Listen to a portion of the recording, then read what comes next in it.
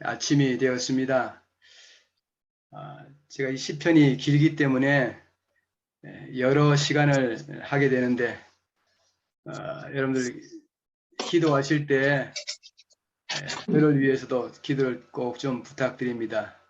하나님께서 지치지 않고 잘 감당할 수 있도록 도와주시기를 저도 기도하고 있습니다.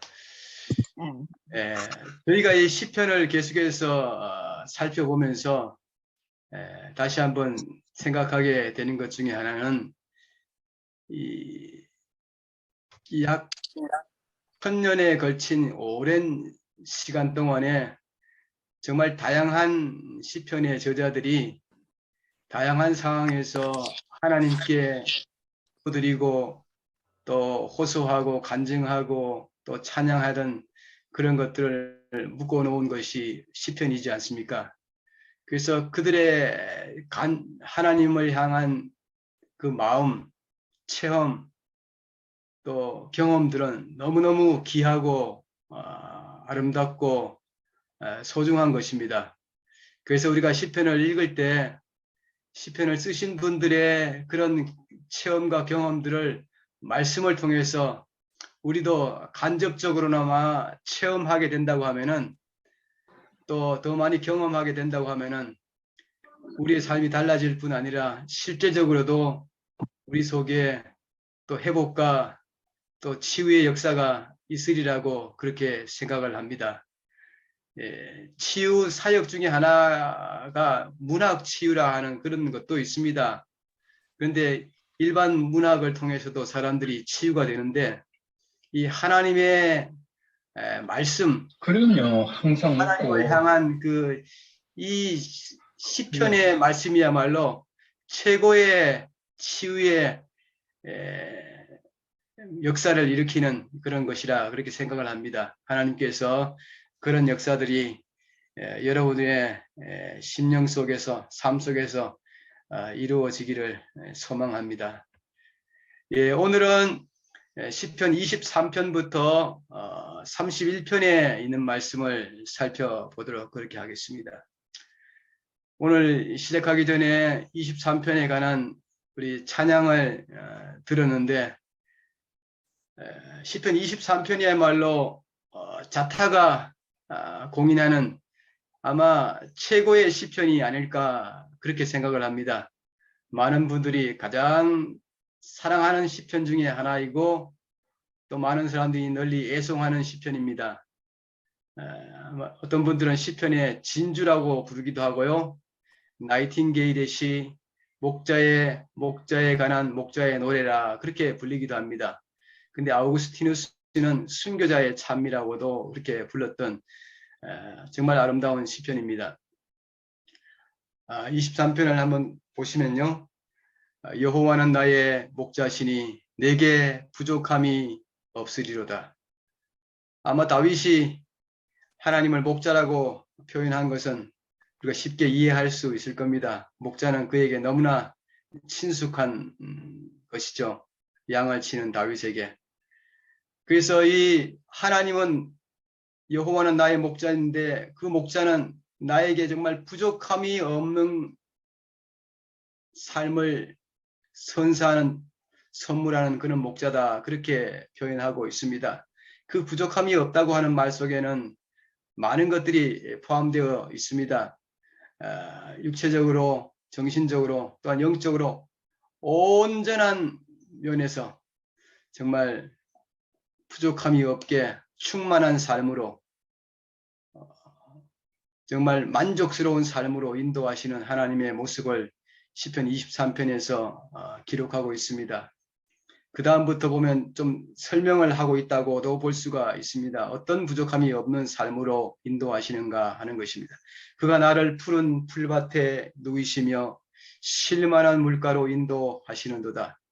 정말 우리를 일용할 양식을 허락하시고 우리를 쉬게 하시고 회복시키시고 정말 부족함이 없는 육적으로 또 정신적으로 충만한 삶으로 인도하는 모습을 여기서 볼 수가 있습니다. 그리고 내 영혼을 소생시키시고 우리의 영적으로도 죽은 우리의 영혼들을 하나님께서 우리를 살아나게 하시고 살아나게 하셔서 자기 이름을 위하여 의의 길로 인도하신다. 하나님의 길로 인도하시는, 그래서 또 점점 더 충만한 영적인 충만함을 경험하는 그런 삶으로 우리를 인도하신다. 그렇게 이야기를 했습니다. 그렇기 때문에 모든 면에서 충만하고 부족함이 없는 만족스러운 삶이기 때문에 내가 사망의 음침한 골짜기로 다닐지라도 해를 두려워하지 않을 것이다. 그것은 주께서 늘 나와 함께 하시기 때문이다 하는 것입니다. 사망의 음침한 골짜기에서도 두려워하지 않는 것은 자신의 의지나 능력이 아니라 하나님께서 나와 함께 하시기 때문에 나를 정말 충만한 삶으로, 부족함이 없는 삶으로, 만족스러운 삶으로 인도하시기 때문에 어떤 순간에도 나는 두려워하지 않게 된다 하는 것입니다. 그래서 주의 지팡이와 막대기가 나를 안위하신다, 그렇게 고백하고 있습니다. 정말 하나님은 우리를 정말 이런 충만한 삶으로, 부족함이 없는 삶으로, 만족스러운 삶으로 우리를 인도하시기를 소망하는 분이 하나님이십니다. 그래서 우리가 하나님께 나아갈 때 하나님께서 우리에게 이런 삶의 축복을 이게 충만하게 허락하실 것이라고 믿습니다. 23편은 너무너무 귀중한 시편이죠. 그 다음에 24편을 넘어가서 보시면요. 24편은 예루살렘이 위대한 왕의 성이 된 것을 축하하는 노래입니다. 특별히 이 다윗이 이 예루살렘 시온성을 차지한 이후에 이 기앗 여아림에 있던 오베데돔의 집에 있던 법궤를 예루살렘으로 옮기는 행사 가운데서 불려진 노래이다, 그렇게 알려져 있기도 합니다. 23편은.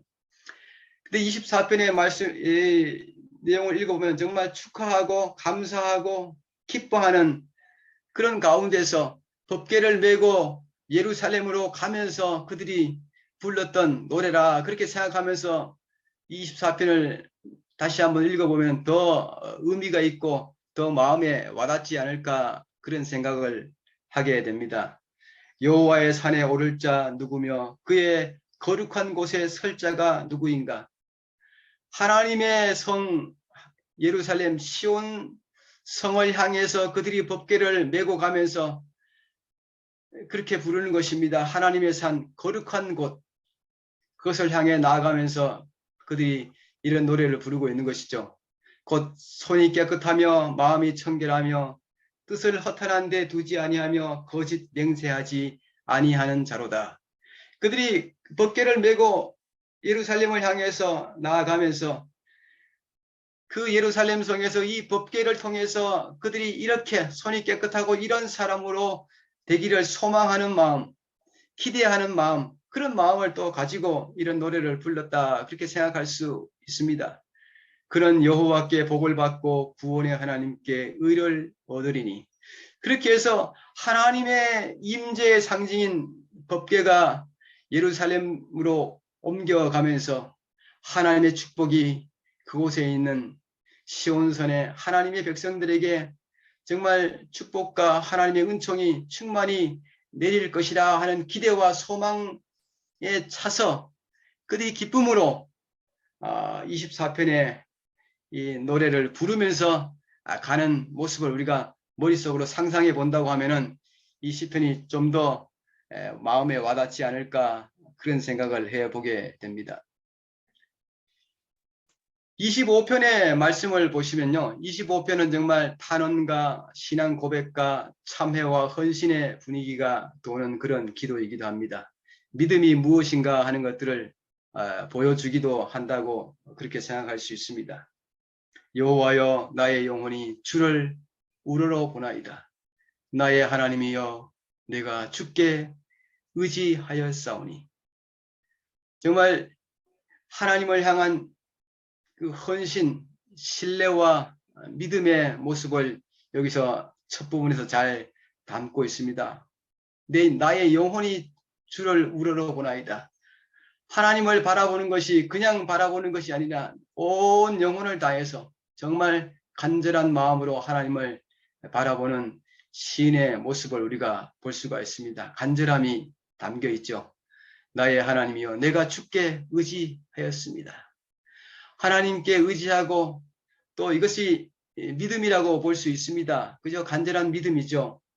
하나님, 믿음이라고 하는 것은 단순히 우리가 하나님을 믿습니다 하는 입술의 고백이 믿음이 아니지 않습니까? 우리의 마음과 우리의 생각과 우리의 계획과 모든 것들을 주님께 맡기고 의지하고 내려놓고 그렇게 하는 것이 믿음이지 않습니까? 그런 믿음의 고백을 하고 있습니다. 나의 하나님은 내가 주께 의지하였사오니. 그래서 우리가 이런 믿음을 실제로 행사하고 믿음을 나타낼 때 하나님께서 우리들에게 하나님의 놀라운 역사를 우리에게 늘 보여주지 않습니까? 그렇죠? 그래서 나를 부끄럽지 않게 하시고 나의 원수들이 나를 이겨 개가를 부르지 못하게 하소서.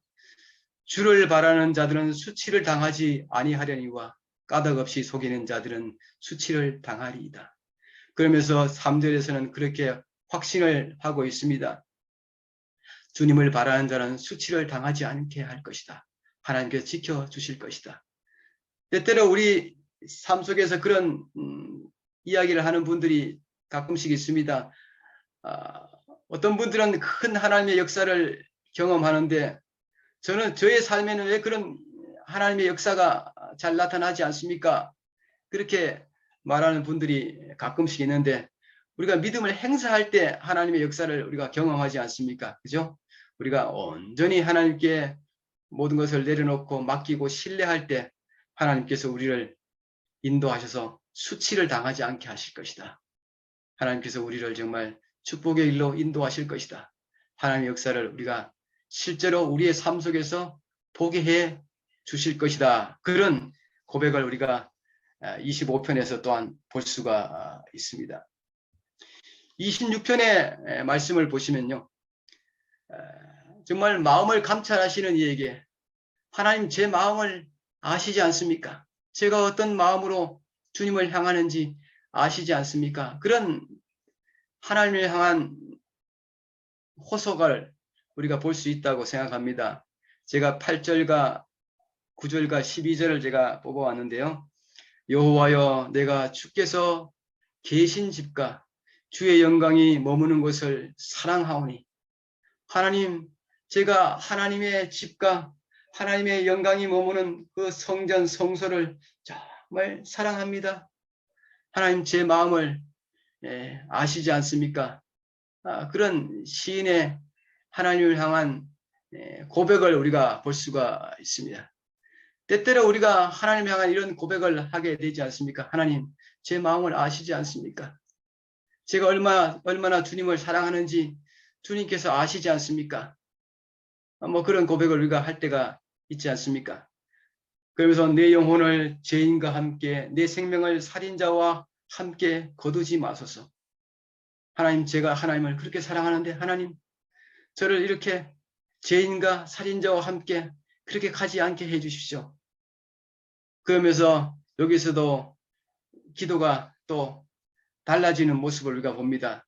우리가 이 시편에서는 기도하는 가운데서 그 기도의 내용이 달라지는 모습을 여러 번 봅니다. 우리의 삶에서도 그럴 수 있다고 생각합니다. 또 그런 것이 축복이라고 생각을 합니다. 처음에는 정말 불평과 원망과 또는 탄원으로 기도를 시작했지만 기도하는 가운데서 하나님의 음성을 듣고 기도하는 가운데서 하나님의 눈을 하나님의 시각으로 내 삶과 세상을 바라보게 되어서 기도하는 도중에 기도의 내용이 바뀌고 기도의 질이 달라지는 그런 모습을 우리가 경험할 수 있습니다. 여기서도 뒷부분에서는 기도의 내용이 달라지고 있는 것을 봅니다. 그렇죠? 내 발이 평탄한 데 섰사오니 무리 가운데에서 여호와를 송축하리이다. 하나님을 찬양하면서 이 기도를 마치는 모습을 우리가 볼 수가 있습니다. 26편에서. 27편의 말씀을 보면요. 여기는 정말 이 다윗이 어려운 상황에서 쓴 시입니다. 교육 164페이지에서 호아이 선지자께서 이렇게 27편에 대해서 이야기하고 있습니다. 다윗이 추적을 받고 도망하는 신세가 되어 들의 바위 틈과 굴 속에서 피난처를 찾을 때 쓴 시이다. 정말 이 도망자의 신세로 되어서 이제 바위 틈과 굴 속에 숨어 있는 그런 위급한 상황, 어려운 상황, 정말 목숨이 위태로운 그런 상황에서 다윗이 쓴 시인데, 시의 내용을 여러분 보시면은 전혀 그런 모습이 보이지 않습니다. 정말 절대적으로 하나님을 신뢰하는 그런 시인의 모습만 볼 수가 있는 것이죠. 보시면요, 1절과 3절과 4절을 뽑았는데요. 여호와는 나의 빛이요 나의 구원이시니 내가 누구를 두려워하리요. 두려워하지 않은 이유가 다른 데에 있는 것이 아니라고 하는 것입니다. 여호와가 나의 빛이요. 빛이 아마 굴 속에 있으니까 빛이라고 하는 표현을 했는지도 모릅니다. 바위 틈과 굴 속에 숨어 있으니까요. 여호와는 나의 빛이요 나의 구원이시니 내가 누구를 두려워하리요. 또 다음에 이렇게 이야기하고 있습니다. 여호와는 내 생명의 능력이시니 나를 살리시고 내 생명을 이끌어 가시는 분이 내가 누구를 무서워하리요. 아무도 무섭지 않다고 하는 것입니다. 정말 그가 군대의 추적을, 원수의 추적을 받고 있다고 하는 사실을 더 생생하게 느끼게 해주는 표현을 계속하고 있는 것을 봅니다. 군대가 나를 대적하여 진칠지라도 내 마음이 두렵지 아니하며 전쟁이 일어나 나를 치료할지라도 나는 여전히 태연하리로다. 정말 흔들리지 않는 그런 다윗의 모습을 우리가 보는 것입니다. 그 다음에 다윗이 거기서 이제는 더 한 걸음 더 나아가서 하나님께 대한 그의 마음을 고백하고 있는 것을 우리가 보게 되는데요. 그런 상황에서도 그가 이런 고백을 하고 있는 것은 참으로 귀한 것입니다. 내가 여호와께 바라는 한 가지 일, 그것을 구하리니 곧 내가 내 평생에 여호와의 집에 살면서 여호와의 아름다움을 바라보며 그의 성전에서 사모하는 그것이라. 다윗이 그런 어려운 상황에서도 이런 아름다운 고백을 할 수 있다고 하는 것은 그가 얼마나 하나님을 절대적으로 믿고 신뢰하고 있는지를 우리가 잘 볼 수가 있는 것입니다. 27편 참으로 귀한 시편이라고 생각을 합니다. 28편에 가서 보시면요. 28편은 또 다른 종류의 시입니다. 이 시편은 악인들로부터 강한 유혹을 받고 있을 때 지은 시라고 알려져 있습니다. 자신이 회심하기 전에 지니고 있던 습관들에 빠져들고 있다고 생각하는 그리스도인이 드리기에 적절한 기도이기도 하다 하는 것입니다. 우리가 늘 하나님의 백성으로 살아가지만은 우리 속에 여전히 남아있는 제약들, 악습들 때문에 우리가 힘들어할 때가 있지 않습니까? 또 그런 유혹들을 우리가 받을 때가 있지 않습니까? 어떤 성도님들은 하나님을 믿고 나왔는데 음식점 앞을 지나갈 때마다 그 냄새 때문에 유혹을 받는다. 그렇게 이야기하는 우리 성도님도 보았습니다. 우리가 정말 그런 악습과 그런 과거로 가고 싶은 그런 유혹을 받을 때가 있습니다. 그럴 때 우리가 시편 28편을 한번 낭송하면서 또 암송하면서 묵상해 보면은 큰 도움이 될 것이라고 그렇게 생각을 합니다. 제가 28편 가운데서 3절과 7절과 8절을 뽑아왔는데요. 이렇게 시인이 노래하고 있습니다. 악인과 행악하는 자와 함께 나를 끌지 마옵소서. 하나님, 다시 과거로 돌아가지 않도록 저를 붙잡아 주십시오. 그런 고백이죠. 그런 소망을 하나님께 하고 있습니다. 왜 그런가 하면 저희는 악인과 행악하는 자, 과거의 악습은 결국은 어떻게 되는가 하면 저희는 그 이웃에게 화평을 말하나 겉으로는 좋은 것처럼 보일지 모르지만 그 마음에는 악독이 있나이다. 결국에는 우리를 파멸시키고 우리를 무너뜨리는 것이기 때문에 그런 것입니다. 그것을 시인은 잘 알고 있는 것입니다. 과거의 삶을 다시 돌아가서 살게 되면은 그의 삶이 어떻게 꼴지워질 것인지, 그의 삶이 어떻게 끝날 것인지 그가 잘 알고 있는 것입니다. 그래서 하나님께 간절하게 소망하고 있는 것입니다. 내 힘으로는 앞으로 나아가기가 힘들고 자꾸만 뒤로 끌려가고 있는 자신의 모습을 때때로 보면서 하나님께 간절하게 소망하고 있는 것입니다. 그런 다음에 7절에서는 이렇게 이제는 마음을 다잡고 그의 새로운 결심을 고백하고 있는 것을 우리가 다시 보게 됩니다. 여호와는 나의 힘과 나의 방패이시니, 여호와는 나에게 힘을 주시고 나를 지켜주시는 그런 분이니까 내 마음이 그를 의지하여 도움을 얻었도다. 그래서 하나님을 통해서 내가 도움을 얻고 이제는 끌려가지 않고 하나님께 나아가게 되었다고 하는 것입니다. 그래서 그 다음에는 그의 기쁨을 하나님께서 그를 도와주셔서 거기서 벗어나게 해주시는, 이제는 하나님을 향해서만 살아가게 해주시는 하나님의 도움과 하나님의 그 힘을 경험한 다음에 그가 이렇게 하나님을 찬양하는 것을 우리가 보게 됩니다. 그러므로 내 마음이 크게 기뻐하며 내 노래로 그를 찬송하리로다. 여호와는 그들의 힘이시오 그의 기름 부음 받은 자의 구원의 요새이시로다. 하나님께서 그를 그 악습에서 구해 주신 것입니다. 거기서 벗어나게 해 주신 것입니다. 그래서 그가 하나님을 찬양하면서 하나님이 나의 힘이고 나를 지켜주시는 방패이시고 요새가 되었다고 그렇게 고백하고 있는 것을 우리가 여기서 보게 되는 것입니다. 우리도 이런 고백을 하면 얼마나 좋지 않겠습니까? 29편의 말씀을 보겠습니다. 29편은 참 저도 읽으면서 특이한 시편이다 그런 생각을 하게 되었습니다. 우리가 종종 이런 경험을 하는 것은 쉽지 않다고 생각합니다. 29편과 같은 경험을 하는 것은 쉽지 않습니다. 사실은 시편에는 천연계에 관한 이 시편들이 몇 시편들이 있는데 이제까지 한 2개를 봤다고 생각합니다. 밤하늘에 별과 달을 보면서 하나님의 위엄을 바라보면서 하나님을 찬양하는 밤에 부르는 그 시편을 보았고요. 아침에 해가 떠오르는 그런 장엄한 그리고 빛이 온 세상에 전해지는 그런 모습을 보면서 또 시인이 하나님의 영광을 찬양하는 그런 시편을 우리가 보았습니다. 그런데 29편은 내우의 노래라, 7 우레의 노래라 그렇게 불려지기도 하는 시편입니다. 근데 이 시편은 천연계 가운데서 어떤 상황에서 불려진 시편인가 하면 폭풍이 치는 그런 상황, 번개가 치고 천둥이 치고 폭풍이 치고 바람이 불고 하는 그런 상황에서 부른 시편입니다.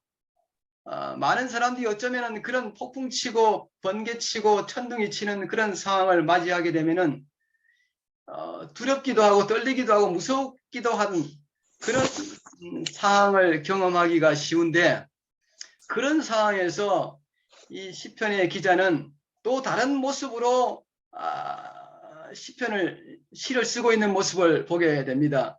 그 폭풍치고 천둥치고 번개치는 그런 모습 속에서 이 시편의 기자는 무엇을 보게 되냐면 하나님의 능력과 힘과 하나님의 위엄을 그가 보고 있는 것을 여기서 보게 됩니다. 그래서 그가 이렇게 고백하고 있는 것을 보게 됩니다. 여호와의 소리가 힘 있으며 여호와의 소리가 위엄차도다. 그 폭풍 속에서 여호와의 소리가 힘이 있고 위엄찬 여호와의 소리로 그가 그 상황을 바라보고 있는 것을 보게 됩니다. 여호와의 소리가 백향목을 꺾으시며, 폭풍에서 나무가 꺾여지고 여호와께서 레바논 백향목을 꺾어 부수시다. 나무가 꺾어지고 넘어지는 그리고 그 나무를 송아지같이 뛰게 하시며 레바논과 시련으로 들송아지같이 뛰게 하시도다. 여러분, 제가 4절에서 6절의 말씀만 뽑아왔는데요. 여러분 29편에 읽어보시면 더 생생한 모습을 우리가 볼 수가 있습니다.